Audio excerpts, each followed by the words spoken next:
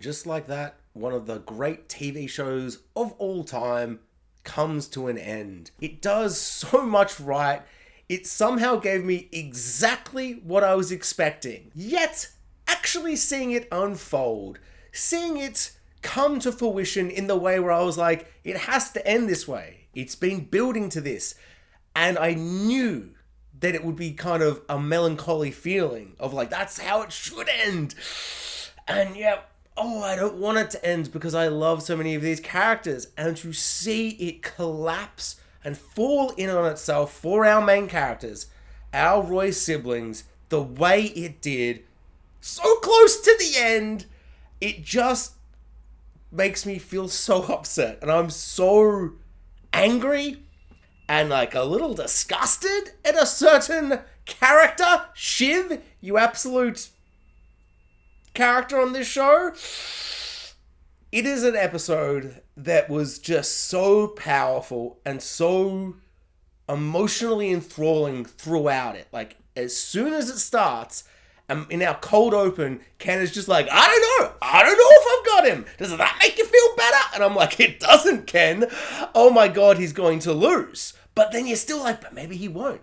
Because it seems obvious that they're all going to lose. Because that's like it's a tragedy. The story isn't a rom-com. It isn't like a hero's journey. These guys are bad guys. We forget because we all love them. Or most of them.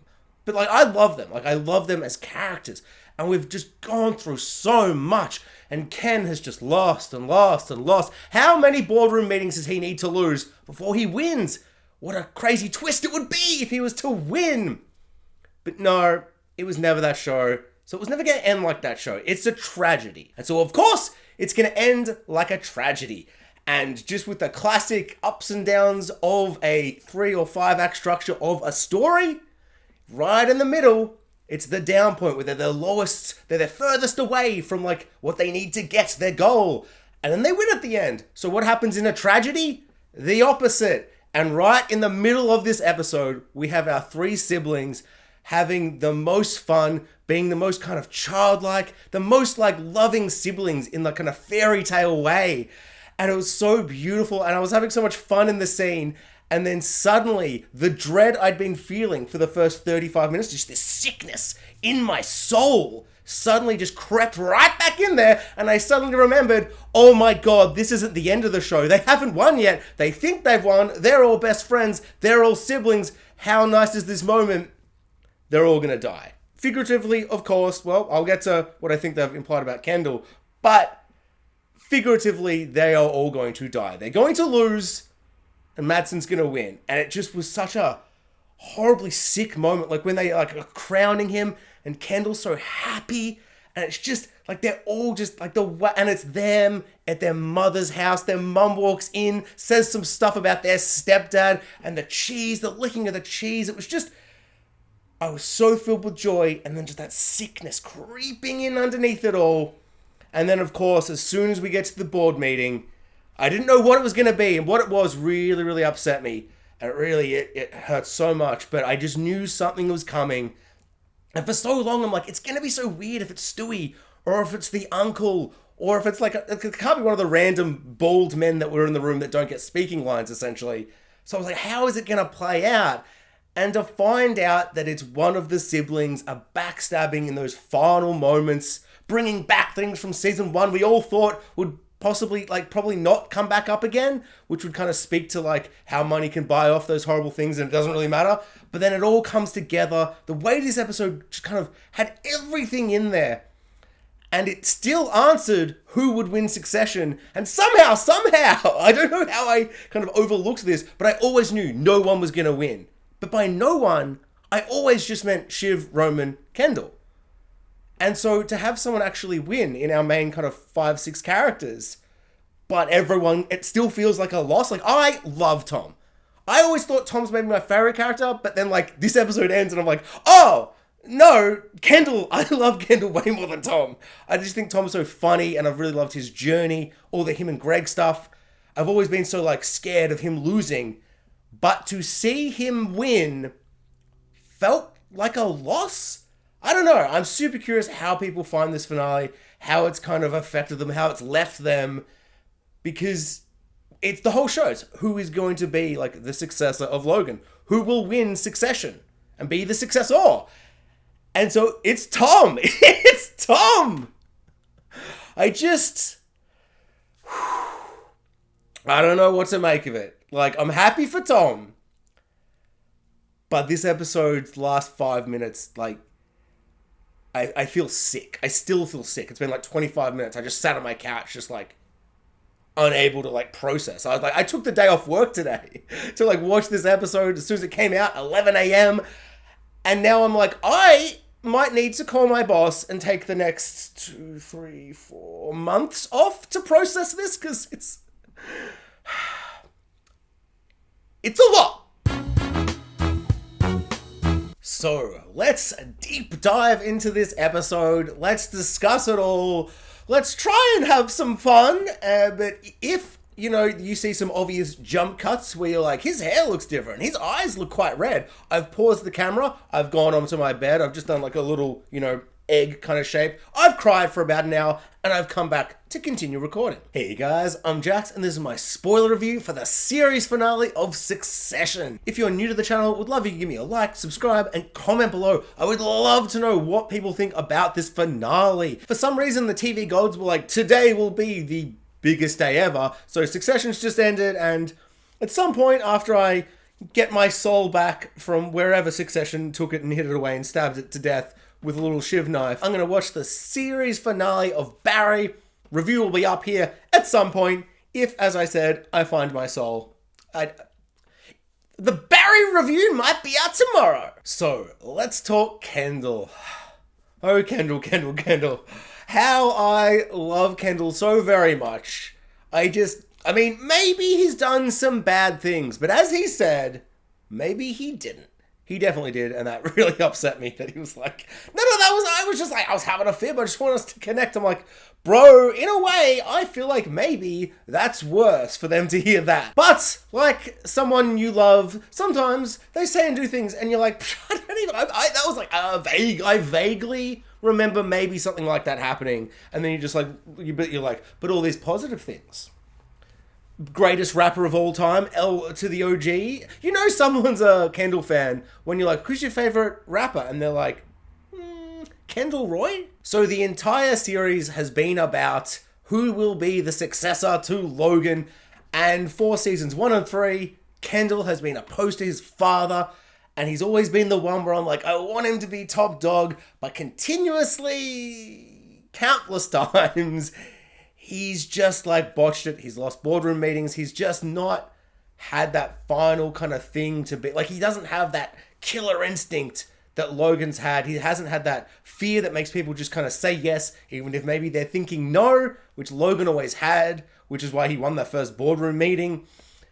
And so it's just one of those things where I'm like, it makes so much sense. It makes so much sense that he wasn't going to win Succession and he wasn't going to get the CEO position. Oh, it still hurts. It's so complicated because it's like I knew no one would win, and yet there was a moment in this episode when we're going around the boardroom and I'm like, there is no way he can lose. There is no reason at this point for him to lose. And I never really saw it coming from Shiv, and the way Shiv did it as well, like, because they've been so kind of opposed to Shiv. And she's essentially been a villain this season with Madsen, bloody Eric from True Blood, the demon. The demon, he's not even in this episode, like, at all, which I found so fascinating and interesting. You have this opposing force, but in the end, it doesn't really matter who he was or what he's doing at all, really. It's just something is coming to take this thing away from them. And she sides with him despite he's dogged her. He's put her potentially ex-husband on top instead of her, which is crazy knife in the back stuff. And yet it just comes down to her being like, I don't really, like, she's like, I love you. Sure. She's saying that because it's like they're siblings and there's like a, I guess even if you hate your sibling, you still love them in some way. But this act and this move against him in this way, in the end, in this boardroom, I would say that clearly says you don't love him, because someone who loves someone would never do something like that. Yet Shiv's gonna be together with Tom again. So what she thinks is love is broken because her father is Logan. Oh wait, no, this is all tracking. she just doesn't understand what love actually is. Oh my god, it's all connecting. This show is too well written. Sorry, I'm trying to talk about Kendall, trying to go sibling to sibling, stay on Kendall, but every time I think about Shiv, I'm starting to get angry, and I'm realizing, oh my god, Siobhan, and they've said this a couple of times, like, let Shiv, but her name is Shiv, and she stabs her brother in the back in the final act of the show with, one might say, a Shiv. That's it was there all along! So one of the aspects of Ken and his whole arc of this entire series that I thought was going to be really interesting to see, was it going to play a part in the final season? And once we got to this final episode, I was like, there's no way. I can't really foresee how this is going to be used or connected in the show. And that is his part in playing in the death of the waiter at the end of season 1. And it feels like one of those things where it's like, at that point, it felt like the biggest thing in the world. And it felt like this big, big moment. But the way it was kind of pushed under the rug, we had a little bit of emotional stuff with it during season 2 when he goes back to the house. Then season 3, he unloads it on his siblings. But to me, it never really felt like something that even needed to like come back. Because for me, it was like a very interesting subplot that you do to position him with his father for season 2 to kind of create a different new dynamic. Then at the end of season 2, he goes back. So season 3 and 1 are kind of similar in ways, and 2 is this kind of interesting middle segment of the arc, which I found really, really exciting, because he always just had this thing over his son. Yet when his son turns on him, he can't use that against his son. As he says in like one very quick line for like 5 seconds to Marsha, he's just like, yeah, sometimes when you burn someone, you get burnt too. And it's just like, and that's it. And we never discuss it again, because he can't do that, because that's the like, no one could shoot himself in the foot harder. Like that's, you can't do that, because he had a part in the cover-up. And yet I kind of feel like it like almost works to never bring it up again, because it's like, that's just how big money works. That's how people who are so like unfathomably like powerful and just above everything is, yeah, they're above everything and they don't get the same consequences we do. And yet for it to play a part where the whole world doesn't find out, like the whole world isn't like, Kendall Roy, killer of waiter, blah, blah, blah. Rich kills the poor, literally, the headlines, all that stuff.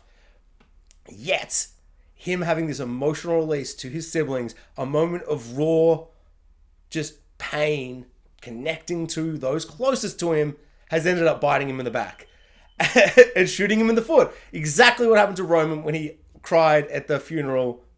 What's his name? Mencken was just like, not my guy, actually. And so it was like really funny how it's like something that felt like such a beautiful, kind of heartwarming in like a really disgusting way, where it was just like, he's unloading this horrible burden he's had on his soul to his siblings, and that's one of the catalysts of why she doesn't want him to rule the CEO company and be in charge. But also, she's just like, I don't think you'd be good at it. She just keeps saying, I don't think you'd be good at it. Tom will not, like, be good at it. Like, I love Tom. Don't get me wrong, I love Tom. He's not going to be, like, good at it, though. Like, Tom, like, they've never really shown Tom be good at, like, his job. I love Tom. Don't get me wrong. But, like, what's he going to be good about it? I don't know. It's just such a baffling moment. Like, it was so... Like, every time he's just screaming at it, being like, why? This makes no sense. I'm like, oh, it kind of doesn't make any sense. Yeah. I don't know. Maybe it makes total sense. It's genius. I just was so angry at her. I was so angry. Like, it felt like one of those moments where I'm like, oh, I can't even remember the last time I was so angry at a character, and yet I understood what they were doing. Like, it honestly was giving me Red Wedding vibes. I was like, oh, Walter Frey, you shouldn't have done that, you absolute dog. But also, maybe that guy should have just married your bloody daughter. So, it's not, is it your fault? It is. Shiv's like that. Am I saying she's as bad as the worst man who's ever lived in fiction? No. Roman ends the series looking at an alcoholic drink, smiling, a little cheeky, real raw smile. Not like a big jolly ha-ha smile, laughing her out, being very Roman, but quite a small and kind of, I feel like quite a pure and honest smile. Like maybe he's going to be happy to kind of push this all away and create some kind of new life that maybe he'll actually love and enjoy. Shiv and Tom touch hands. It looks like two humans who never want to like touch other human beings. They're like, yay for their kid. Oh, it's going to be a happy, happy marriage. And somehow that is not the worst ending for one of our characters. because we get Kendall's end, which is the end of the show itself entirely. And it is really, like, not just melancholy with like a beautiful score just coming through so strong and loud and powerful. And it's a moment of reflection and heartbreak and loss and disappointment. I think it also implies Kendall's gonna kill himself. Like, he literally says, if you do this, I'll kill myself. And I know he's just saying words and everything's hated and argumentative and blah, blah, blah. But, like, in season 1, he, like, almost drowns and dies, and the kid dies. Like, he murders someone in water. And then he falls off a little thing in the water, like a little relaxation bubble seat or whatever you call them. And he falls into the water and he almost drowns. And then earlier in the season, tragedy, remember what I said before? So, like, normal show, sad bit, happy bit at the end. Tragedy, happiest bit, sad bit. And I always felt like that was a really horrible omen for what was to come for the character. The middle of this season, at his highest point, when he wins and he does the big sales pitch or whatever in front of all the people, and he succeeds and he wins, he ends up in the ocean looking up. Not drowning, but looking up positively, a rebirth. There's all these things going on, but he's in the water, and it's like, water's bad, water's bad. Water may be good? Oh no, he's looking at the water when he's lost the show. Bad. He's gonna kill himself. He's gonna drown and kill himself. I feel like that's what it's implying. It's super, super sad. It's like powerful. It's evocative. It's so much more to me like rich and powerful to like have him.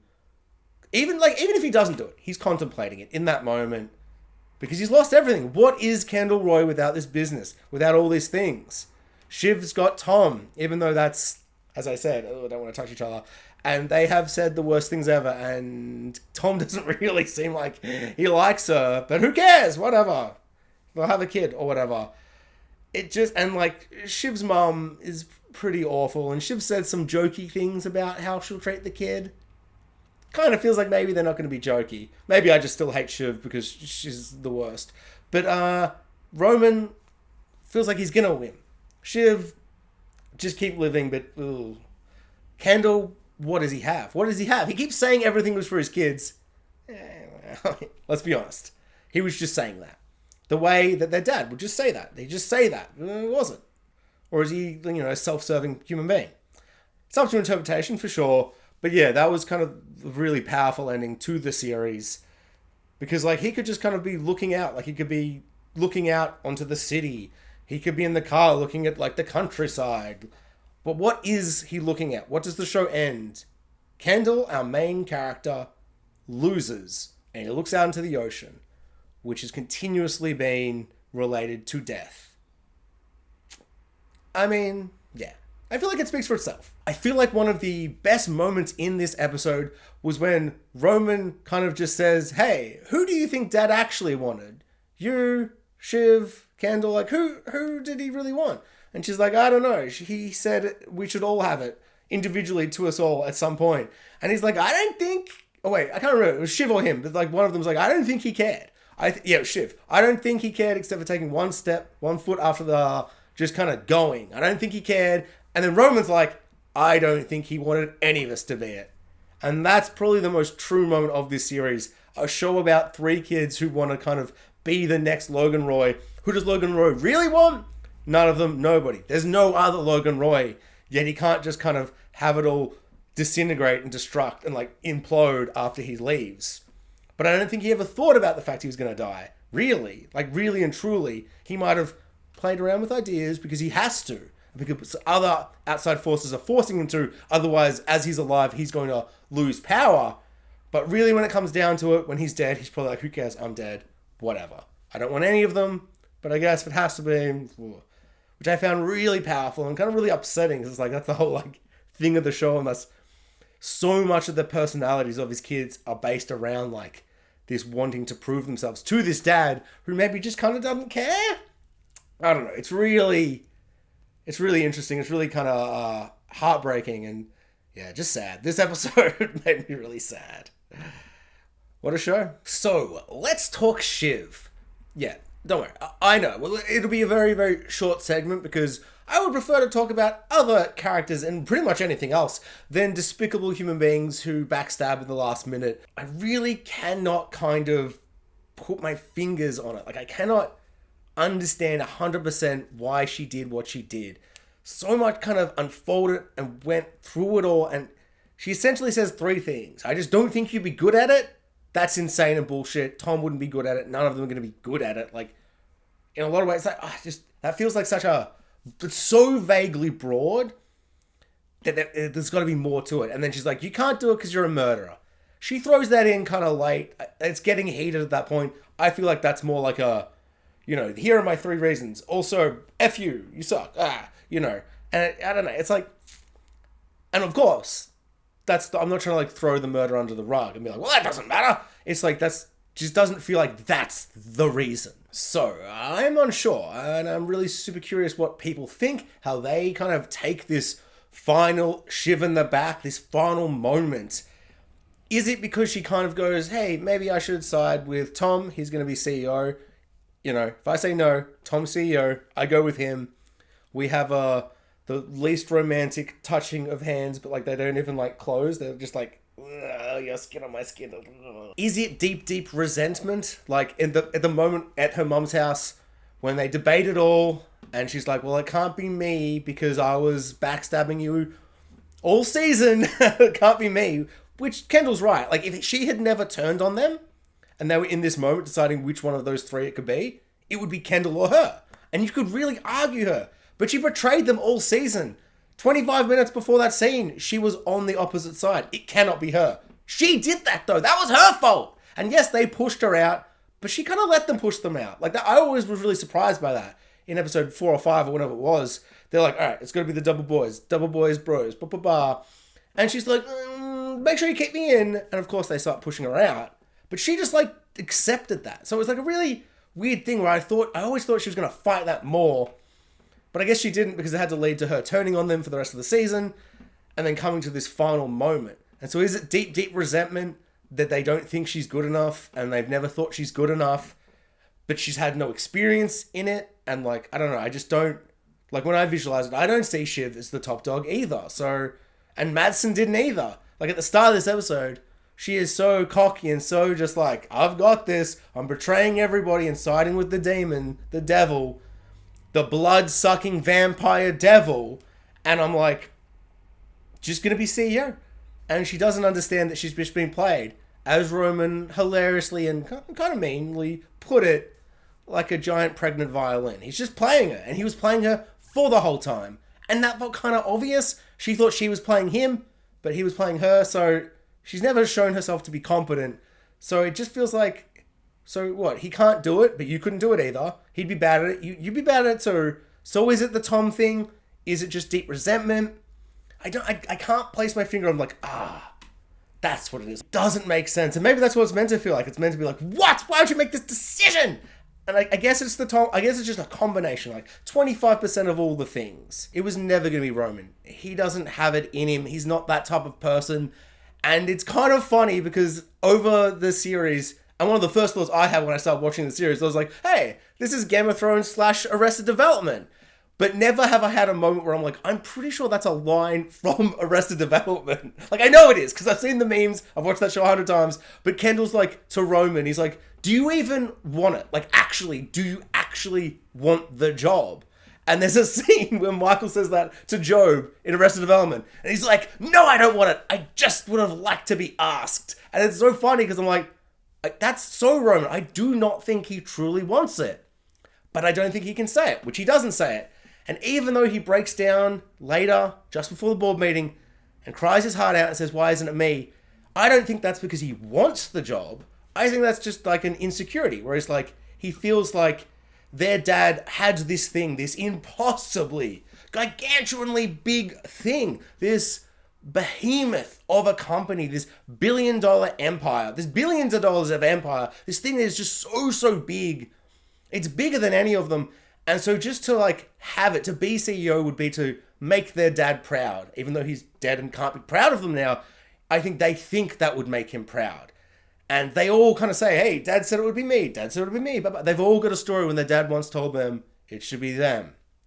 So I think they want it just to prove to their dad that they can do it, and in some way to kind of show, like, and to feel that their dad loved them.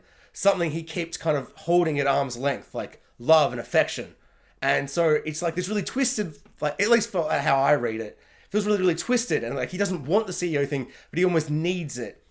And so he breaks down to Kendall. But, you know, in the boardroom meeting, when it comes down to it, he still sides with Kendall, because I think just somewhere in there, he does understand Kendall actually wants this, even though it's going to kill him, even though if he had to, like, if he was to win it, eventually it's going to destroy him mentally and physically, because it's a crazy, horrible job, and I don't know why he really want it, but they want it because their dad has kind of made them think they want it. He's just been so raw and open and honest in like a kind of different way, and to see him and his mum's dressed in just like normal human being man clothes, like his shirt that he was wearing, I was like, you could take that still and put it and be like, this is from Succession. And I'd be like, no, this is a trick, because that's like a $10 shirt or something. Like, it didn't look like something that they ever wear. Even when they're like not in the business smart suit attire, everything just has this kind of, like, it reeks of money. The clothes just reek of money. You like look at it and you're like, I wouldn't want to eat food with a jumper that costs $1,700. Like, that's insane.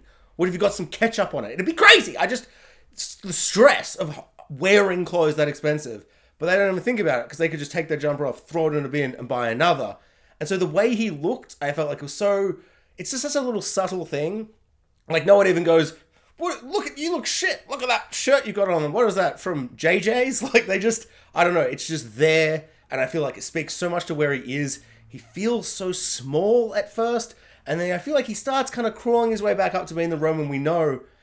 But still, since he kind of emotionally unloaded in the funeral episode, he feels like kind of a different person. Like, kind of, I don't know, he's coming out and being a bit more honest about who he is in a way, I think. And we get that a little bit right at the end, where it's like a drink is being poured, his final shots, and you get a little bit of a smile. So Tom wins Succession. Who would have thought? Insane, crazy, totally fits for where the show's been and been building up to. None of the siblings were going to win, which feels like a loss for everybody. But someone's got to be CEO, and they've got to be American. Greg was always a funny, crazy kind of like theory. Never going to be Greg. It would be weird if it was Greg. I don't know if I would have liked that. Tom. It's clean. He was the ATN guy. He's part of the family, but he's not really. So you kind of get half that name recognition in there. It fits. It works. Will he be good at the job? No. None of them were going to be good at the job. But that's not the point. Who cares? It's not. They're king. They're king for now. So, what does he do for his first things? He's like, Carl and Frank, people who totally sided with Madsen. Dead. Good. F you, Frank. How dare you betray the boys? How dare you betray Kendall? He's done things for you and probably betrayed you or something. Whatever. Old guard, dead. Jerry's back. Yes, she is. Love it. So satisfying. Really, really great. And we get to Greg. Old Greg the Egg. I am very surprised that he put that little sticker on him and he's like, I got your back. Buddy. I'm with ya. Tom and Greg, they love each other. They do. It's like one of the top tier bromances, friendships in TV history. It's really, really good. It's beautiful. It's awesome. Love them to bits. Always funny. But have their backs at these really, really intense moments. Like, throughout the series, like, really high volatile moments. And to have Greg betray him in that moment felt like a moment of like, oh, okay, they might win now. Like, Greg's doing this big betrayal to Tom. And he's done little betrayals throughout the series. And yet, every single time he's done a betrayal, he does land on his feet. Because sometimes bad people win. Which I feel like is a message Succession kind of need to say somewhere. Like, bad people just win. Well, Madsen won. He's a bad person. So, yeah, I guess that's how it works. And it feels like a message that need to kind of be there somewhere. Even if all our main characters, who are technically bad people, and as Roman put them, nothing, and whatevers, they don't win. But someone needed to win who's kind of doesn't deserve to win. And Greg betrayed Tom. Tom won. So Greg shouldn't win. Yet he does. Bromance. And it was just a really beautiful moment. But it was also such like a moment because, like, I really thought Tom was like just gonna say something brutal, and it was just gonna like leave you with this like sickening feeling of like, we have watched 4 seasons of these guys grow and bond, and he's just gonna like push him to the wind. But he doesn't, which is kind of messy and twisted. But yeah, I found that really, really satisfying. And I wasn't like, Tom, that makes no sense. I don't understand your character anymore. Like, it totally makes sense and works. And it's kind of like, I feel like with the Kendall heartbreak, I needed like a little win. Because when they were fighting and they just kind of leave that bathroom after the fight when he knows that Greg betrayed him, like really upset. Like, I was like, oh, this episode is... Oh, there's just so much more on... Like if they'd had that fight in the middle of the season, I'm like, it doesn't... Like, a huge moment.